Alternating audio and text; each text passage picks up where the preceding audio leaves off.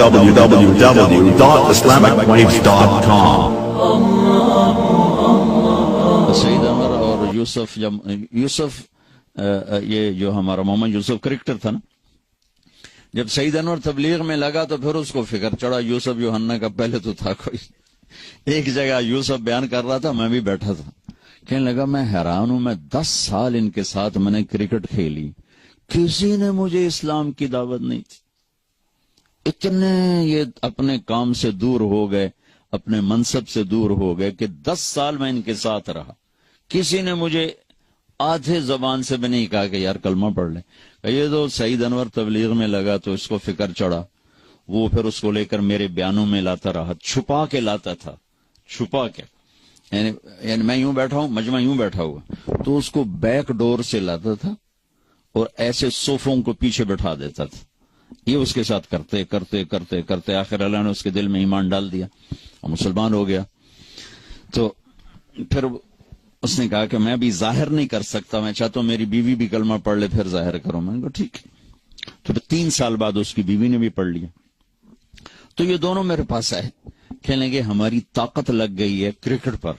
تو جنت کا شارٹ کٹ بتاؤ۔ شارٹ کٹ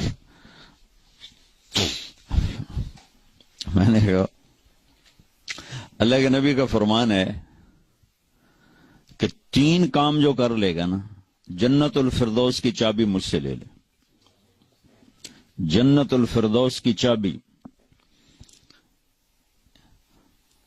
ایک توڑنے والے سے جوڑے، ایک حق سے محروم کرنے والے کو اس کا حق دے، اور ایک زیادتی کرنے والے کو معاف کر دے، اور جنت الفردوس کی چابی لے لے۔ کہنے لگے تھا اوکھے کام، میں نے کوئی سوکھے دس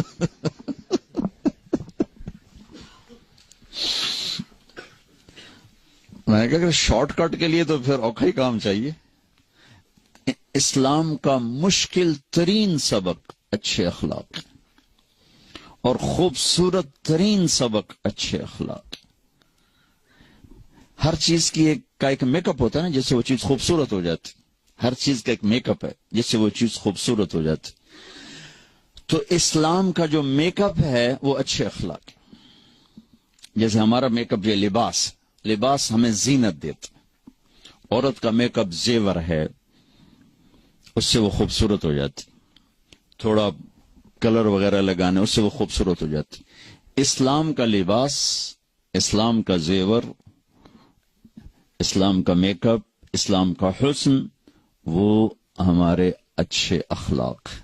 جس سے وہ خوبصورت ہو جاتے۔